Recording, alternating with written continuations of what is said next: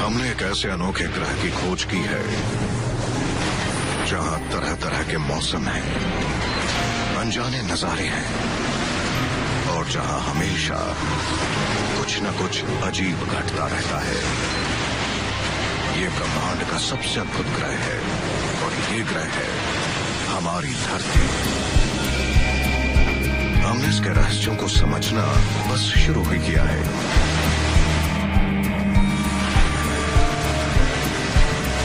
एक ऐसी प्रक्रिया है जो हमारे लिए तो साधारण सी बात है, लेकिन न सिर्फ वो ब्रह्मांड की सबसे अजीब प्रक्रियाओं में से एक है, बल्कि उसके बिना इंसान का अस्तित्व ही नहीं होता। हमारे शरीर में पानी की हर एक बूंद इस धरती पर अरबों सालों से मौजूद है। हमारे शरीर में वही पानी है जो शायद पहले एल्बर्ट आइंस्टाइन या जॉर्ज वॉशिंगटन के शरीर में था। ये प्रक्रिया है बारिश। कुदरत की अनजान लेकिन ताकतवर शक्तियां इसे बनाती हैं। इसमें छिपे हैं कई रहस्य और साथ ही जीवन भी।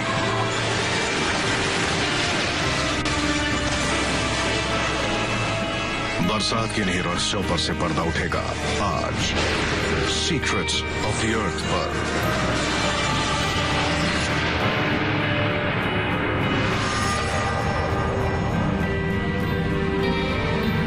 आसमान से हमारी धरती बहुत ही खास नजर आती है।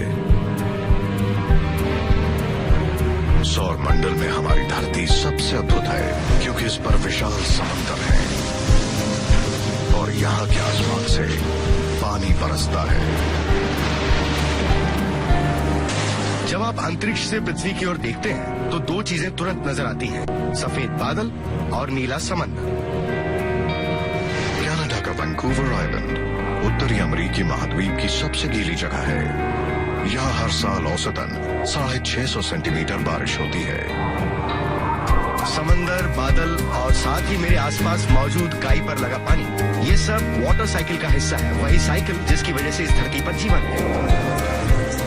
इस साइकिल में सब कुछ शामिल है, मेरे सांस लेने से हवा में आने वाली नमी से लेकर इस काई पर लगा पानी और ऐसी नदियों तक जो फिर बहकर समंदर से जुड़ती हैं। और ये भी दुनिया के सबसे सूखे रेगिस्तान जिसे डेथ वैली को भी बरसात के पानी ने आकार दिया है। डेथ वैली हालांकि बहुत सूखी जगह है, लेकिन हर जगह आपको पानी से बने आकार नजर आएंगे।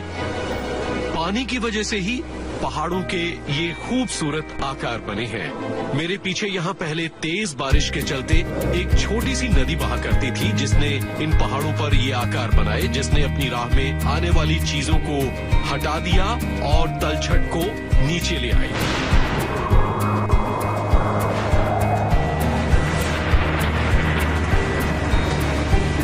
बारिश दिखने में आसान है, लेकिन बहुत कम लोग ये जानते हैं कि बारिश होती कैसे है।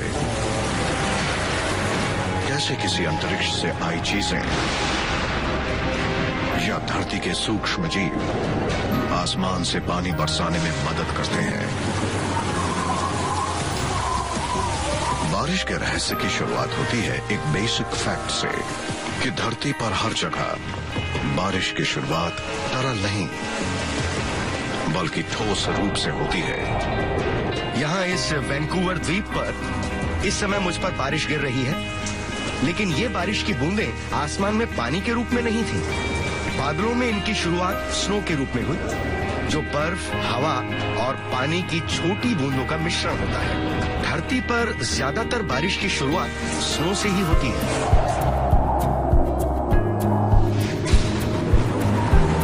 धरती के वातावरण के ऊपरी हिस्सों में तापमान शून्य से भी काफी कम होता है, और जैसे कि हर बच्चे को स्कूल में सिखाया जाता है, पानी शून्य के तापमान पर बर्फ बनता है। हालांकि आसमान में ऐसा नहीं होता। पानी बर्फ में बदलना चाहता है क्योंकि तापमान शून्य से कम है, लेकिन बदल नहीं सकता। उसे एक इम्प्योरिटी यानी मिट्टी के कण की जरूरत होती है, जिसके आसपास वे बर्फ के क्रिस्टल्स बना सके, और तभी ही पानी ठोस आकार ले पाता है।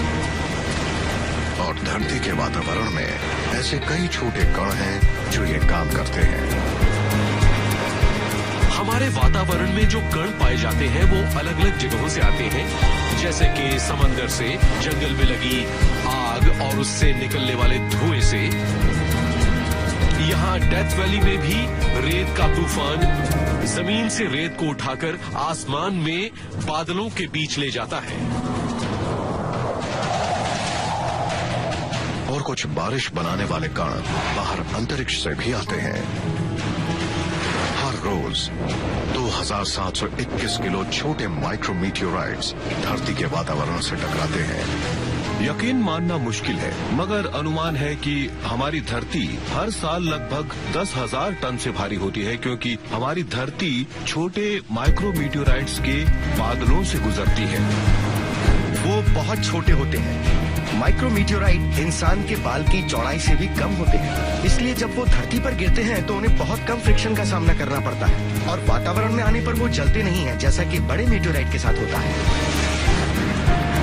ये माइक्रोमीटियोराइट, जो एक समय किसी बड़े कॉमेट का हिस्सा था, वातावरण से टकराता है। उसकी रफ्तार धीमी हो जाती है और आखिरकार छोटी छोटी बूंदों के बादलों में चला जाता है। बादलों में पानी की बूंदें क्रिस्टलाइज होना चाहती हैं, लेकिन हो नहीं सकती, क्योंकि उन्हें किसी कण की जरूरत है, जैसे कि अंतरिक्ष से आया ये कण। अंतरिक्ष से आए इस कण के बादलों में जाते ही पानी की बूंदें इस कण के आसपास क्रिस्टलाइज हो जाती हैं। ऐसा दिन में अरबों बार होता है और इसका प्रमाण धरती पर हर जगह है। बारिश के पानी में आप खुद माइक्रोमीटियोराइट्स देख सकते हैं। ऐसा करने के लिए सबसे पहले बारिश के पानी को इकट्ठा कर लें और फिर एक चुंबक ले लें। उसके बाद इस चुंबक को पानी में 2 मिनट के लिए घुमाएं ताकि सभी कण इससे चिपक जाएं। अब अगर आप इस चुंबक को माइक्रोस्कोप के नीचे देखें तो आपको कुछ गोल कण नजर आएंगे और बहुत मुमकिन है कि ये गोल कण माइक्रोमीटियोराइट्स हों। जब पानी की बूंद माइक्रोमीटियोराइट के ऊपर क्रिस्टल बनाती है तो ये क्रिस्टल अब खुद एक कण की तरह दूसरे बूंदों का आधार बन जाता है और बूंदें इससे जुड़कर जमने लगती हैं। एक बर्फ का क्रिस्टल दूसरी बूंदों के लिए अच्छा आधार होता है, तो मतलब जैसे ही बर्फ बनना शुरू होती है वैसे ही एक के ऊपर एक क्रिस्टल्स बनते जाते हैं। छोटे छोटे क्रिस्टल्स के जुड़ने से स्नोफ्लेक बनता है और जब वजन बढ़ जाता है तो वो नीचे गिरने लगता है, लेकिन तब भी उसकी यात्रा पूरी नहीं होती। वो धरती के जितना करीब आते हैं उतना तापमान बढ़ता जाता है और जब वो गर्म हवा से गुजरते हैं तो गर्म हवा बर्फ के क्रिस्टल्स को ऊर्जा देती है। ऊर्जा मिलने पर बर्फ पिघलने लगती है और बारिश का रूप लेती है और आखिरकार पानी की बूंदें जमीन पर गिरती हैं। यानी बरसात के दौरान अगर आप किसी बारिश की बूंद को पकड़ते हो तो संभावना है कि आपने एक छोटे माइक्रोमीटियोराइट को पकड़ा होगा। लेकिन इन बूंदों को थोड़ा और करीब से देखिए, हो सकता है इसमें कुछ और हो। धूल के कण या माइक्रोमीटियोराइट की बजाय बारिश की ये बूंदें किसी जिंदा सूक्ष्म जीव के आधार पर भी बन सकती है। लेकिन सूक्ष्म जीवों के आधार पर बारिश के गिरने से कई और अनोखी घटनाएं धरती पर होती हैं। सालों तक वैज्ञानिकों का मानना था कि धरती पर सभी बारिश पानी के किसी ठोस कण पर सॉलिडिफाई होने से बनती थी, लेकिन अब यह पता चला है कि कुछ बारिश आसमान में फंसे जिंदा सूक्ष्म जीव की वजह से बनती है, जो फिर से जमीन पर लौटने के इंतजार में होते हैं। हम ये लंबे समय से जानते हैं कि सूक्ष्म जीव अपनी जगह बदलने के लिए वातावरण का इस्तेमाल करते हैं। बादलों के 1 क्यूबिक मीटर में 1 लाख तक सूक्ष्म जीव हो सकते हैं। धरती पर हर रोज गर्म हवा वातावरण में उठती है और अपने साथ 20 लाख टन बैक्टीरिया को ले जाती है। उन्हीं बैक्टीरिया में से एक प्रजाति है स्यूडोमोनास सिरिंगे, जो पेड़ों और फसलों पर बनते हैं, जिनमें वो फसलें भी शामिल हैं जिन्हें हम इंसान उगाते हैं। पेड़ की एक पत्ती के 1 क्यूबिक सेंटीमीटर पर अलग अलग प्रकार के 1 लाख से भी ज्यादा सूक्ष्म जीव हो सकते हैं। किसान सीडोमोनास सिरिंगे से नफरत करते हैं क्योंकि उनमें एक अद्भुत क्षमता होती है। वो फसलों पर मौजूद पानी को बर्फ बना देते हैं, वो भी उस तापमान पर जिस तापमान पर पानी आमतौर पर बर्फ में नहीं बदलता। लेकिन सीडोमोनास सिरिंगे ये करता कैसे है? वक्त के साथ सीडोमोनास सिरिंगे ने ऐसे प्रोटीन को विकसित किया है जो पानी को बर्फ के क्रिस्टल का रूप लेने में मजबूर करता है। उसके बाद जब ठंडा पानी इन क्रिस्टल पर गिरता है तो आसानी से बर्फ बन जाता है। यहाँ दक्षिणी लुइसियाना में आमतौर पर बर्फबारी नहीं होती है, लेकिन जब होती है तो पूरी की पूरी फसल बर्बाद हो जाती है। अब जैसे कि ये गन्ने का खेत 1 घंटे के अंदर पूरी तरह बर्बाद हो सकता है। सूडोमोनास सिरिंगे और बाकी बर्फ बनाने की क्षमता रखने वाले बैक्टीरिया जो फसलों के ऊपर उगते हैं, बर्फबारी के दौरान इन फसलों को सबसे ज्यादा नुकसान पहुंचाते हैं। हम यहाँ प्रयोगशाला में आपको दिखाएंगे कि किस तरह सूडोमोनास सिरिंगे काम करता है। यहाँ तरल पानी है जिसे हमने -6 डिग्री तक ठंडा किया है। गौर करिए, पानी अभी तक बर्फ नहीं बना है। अब मैं इसमें सूडोमोनास सिरिंगे के कल्चर को डाल रहा हूँ।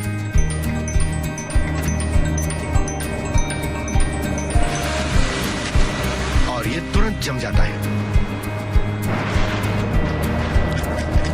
पानी को बर्फ में बदलने की रहस्यमय क्षमता सिर्फ पेड़ों पर बर्फ बनाने के काम नहीं आती। जब सिरिंगे बादलों में जाते हैं तो ठंडे पानी की बूंदों के संपर्क में आने पर वो पानी को बर्फ में बदलने पर मजबूर करते हैं। ये पानी की बूंदें तुरंत स्नोफ्लेक का आकार ले लेती है और पिघलकर जमीन पर गिरती है। इस तरह ये सूक्ष्म जीव दोबारा धरती पर लौट आते हैं। वो बादलों को बरसने पर मजबूर करते हैं और पानी की बूंदों के साथ धरती पर दोबारा लौट आते हैं।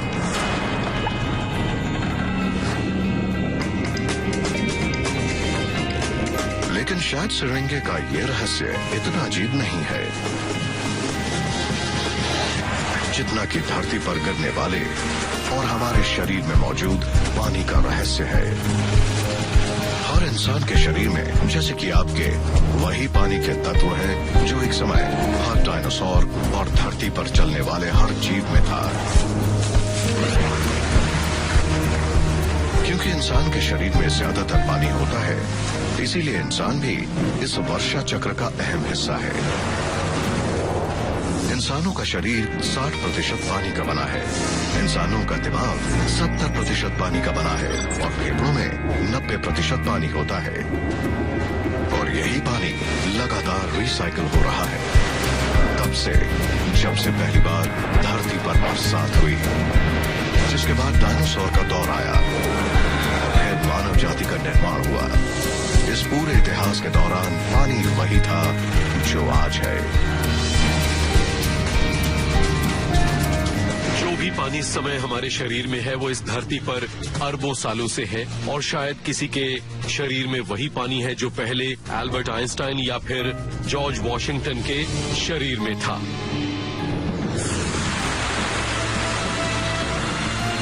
धरती पर बारिश के तौर पर गिरने के लिए सबसे पहले पानी की बूंदों को आसमान में किसी ठोस कण पर जमना होता है, जैसे कि माइक्रोमीटियोराइट या सूक्ष्म जीव। लेकिन यह पानी आसमान में पहुंचता कैसे है?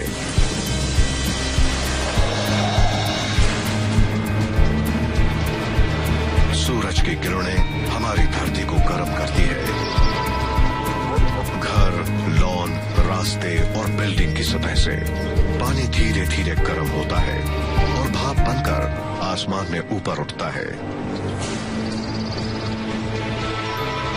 धरती पर पानी के कण सूरज की गर्मी को सोखते हैं।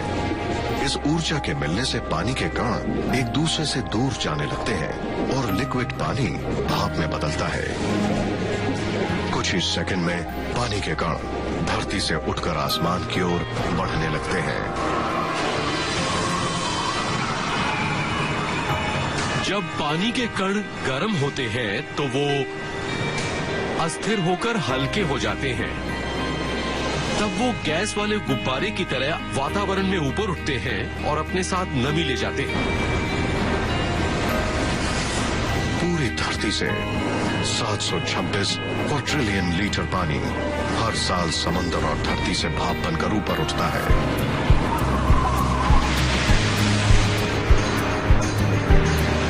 भाप के ये कण औसतन 10 दिनों तक वातावरण में रहते हैं। इन 10 दिनों में पानी के कण हजारों किलोमीटर की यात्रा तय करते हैं। हर समय आसमान में लाखों करोड़ों लीटर पानी होता है।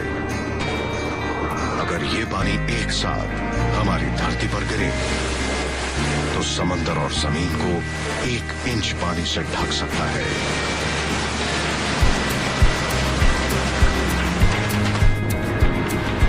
जब पानी भाप के रूप में ऊपर उठता है तो ठंडा भी होता है और हर 1000 फीट पर तापमान 5.5 डिग्री से कम होता है। ठंडा होने के साथ साथ भाप घनी होती है, पानी के कण धीमे हो जाते हैं और फिर एक पल आता है जब पानी के कण एक दूसरे से टकराकर फिर जुड़ने लगते हैं और दोबारा तरल आकार ले लेते हैं। अगर पर्याप्त कण जुड़ जाए तो फिर वो बड़े होकर नजर आने लगते हैं, जिन्हें हम फिर जमीन से देख पाते हैं। इसे बादल का बनना कहते हैं। हम पानी की बूंदों को जुड़ते देख सकते हैं। ये बूंदें जुड़कर सूर्य की रोशनी को रिफ्लेक्ट करती हैं और हमें वो बादल के रूप में नजर आती हैं। सौर मंडल में बादल का बनना कोई विशेष घटना नहीं है। वीनस पर सल्फ्यूरिक एसिड के बादल बनते हैं जो सूर्य के किरणों को अंतरिक्ष में रिफ्लेक्ट करते हैं। इसीलिए वो ग्रह हमें चमकता नजर आता है और शायद इसीलिए वीनस का नाम खूबसूरती और प्यार की देवी पर रखा गया है, क्योंकि वो इतनी तेज चमकती है, लेकिन ये सल्फ्यूरिक एसिड की वजह से होता है। मंगल ग्रह पर हल्के कार्बन डाइऑक्साइड के बादल बनते हैं, तो वहीं जुपिटर पर अमोनिया के घने बादल बनते हैं। हमारी धरती के बादलों में पानी की बूंदें बहुत छोटी और हल्की होती हैं, जिसकी वजह से वो जमीन पर नहीं गिर पाती। उन्हें गिरने के लिए लाखों बूंदों को मिलकर बर्फ का क्रिस्टल बनाना होता है, और बर्फ का क्रिस्टल बनाने के लिए उन्हें किसी ठोस चीज की जरूरत होती है, और इस क्रिस्टल के लिए आधार बनने का काम धरती पर रेत की तूफान, जंगल की आग और ज्वालामुखी द्वारा निकलने वाले कण, साथ ही अंतरिक्ष के माइक्रोमीटेराइट्स और सूक्ष्म जीव करते हैं। लेकिन कभी कभी धरती पर आसमान से कुछ अनोखी चीजें भी गिरती हैं।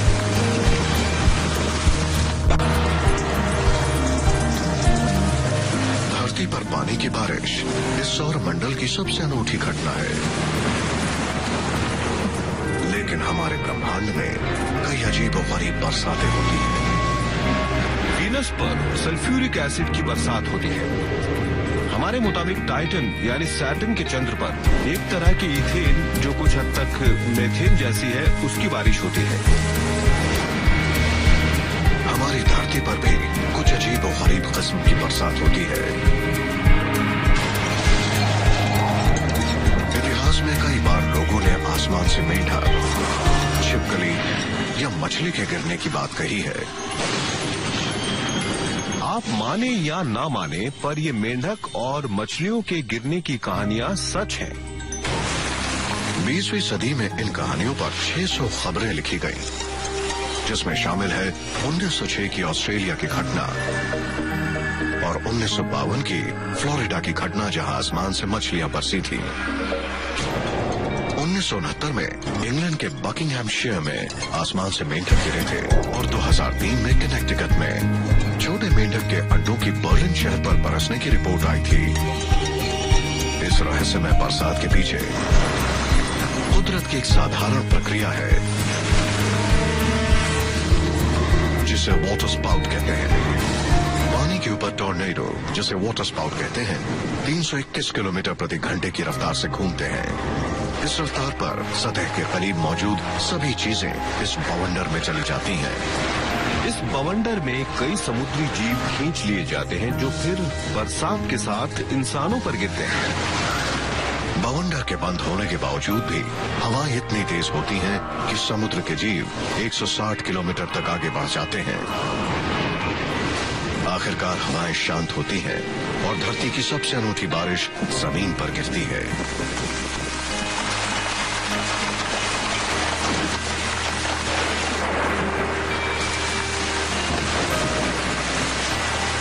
लेकिन पानी की इस बारिश ने सदियों तक अपने रहस्य को छिपाए रखा। अब जाकर हम इंसान समझ पाए कि आसमान से बरसने वाला पानी किस तरह ठोस, तरल और भाप बनता है। ये एक ऐसी घटना है जो शायद सौरमंडल में सिर्फ धरती पर होती है। हमने ये भी जाना कि किस तरह बरसात सिर्फ तापमान या दबाव से नहीं, बल्कि ज्वालामुखी, जंगल की आग, रेतीले तूफान, अंतरिक्ष के कण और कुछ अदृश्य सूक्ष्म जीवियों पर भी आधारित है। और सबसे जरूरी, किस तरह पानी की बरसात ने इस धरती को सौरमंडल के एक आम ग्रह से खास ग्रह बना दिया।